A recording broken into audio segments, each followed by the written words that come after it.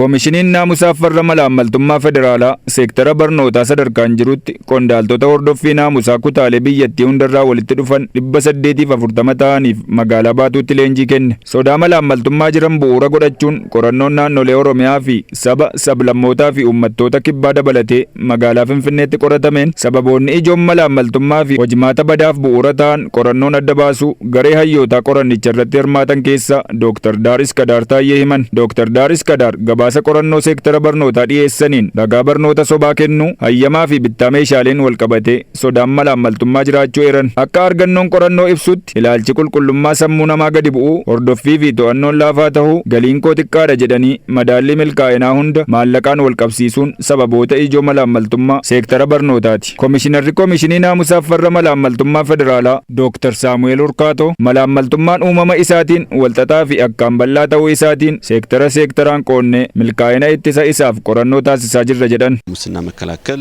ከፍተኛ ቦታ አግኝቷል። በመንግስት ደረጃም ልዩ ትኩረት ተሰጥቷል። akka mootummaattis akka paartiittis malaammaltummaa ittisuuf xiyyeeffannoo olaanaatu kenname. Carraa kanatti gargaaramne akka Koomishinii Naamusaa fi farra malaammaltummaa federaalaattis ta'e sadarkaa naannootti jiran hojiirra oolchuun ammoo itti gaafatamummaa keenya. Kana dhugoomsuuf ammoo beekumsaa fi qorannoo irratti hundoofne hojjechuu qabna jennee qorannoo garaagaraa qorachiisaa jirra. Malaammaltummaa ittisuuf mootummaanis ta'e paartiin ejjennoo cimaa qabatee hojjetaa jira kan jedhan Koomishinar Saamu'eel milkaa'ina isaaf tumsaa hawaasa bal'aas gaafatan. የተመዘገበው ሀብት ግለሰቡን የሚመለከት የግለሰብ ባለቤትነት ያለው የተረጋገጠ ነው የሚባለው ነገር የማጣራት ስራ መስራት አለብን። qabeenya galmeessuu eegalleerra kana jijjiiramasaa qulqulleessaa deemna. Hojii malaammaltummaa ittisuuf hojjennu keessatti qabeenya paablik sarvaantii fi hooggansaa galmeessuu eegallus qulqullummaa isaa mirkaneessuu irratti hojii guddaatu nu hafa. Kanaaf bara kana hawaasa bal'aa of cinaa hiriirsuun teknooloojiitti gargaaramne hojii qulqulleessuu ni hojjenna. Sana booda sertifikeetis ni kennina. Mana maree bakka bu'oota uummataatti walitti qabaan koree dhaabbii dhimmoota teekinooloojii fi bobbii misooma qabeenya humna namaa Dr. Nagarii Leencoo miidhaa malaammaltummaan biyya irrattis ta'e uummatarraan gahaa jiru hammam guddaa akka ta'e qorannoon adda ba'uu himanii furmaata isaa irratti mari'achuuf waltajjii qophaa'e jedhan. Hojimaata badaa fi malaammaltummaa yookiis immoo hanni guddina biyya kanaatiif rakkoo guddaa akka ta'etti beekama.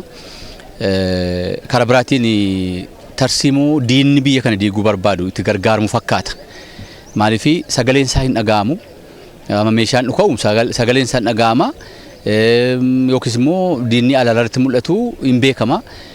Hojimaati badaan akkuma kanas malaammaltummaan garuu dhokatee biyya garuu adeemsa keessa akkuma qinqaniin muka guddaa isaa nyaatee jigsu biyyallee kan diigu ta'uu isaati jechuudha.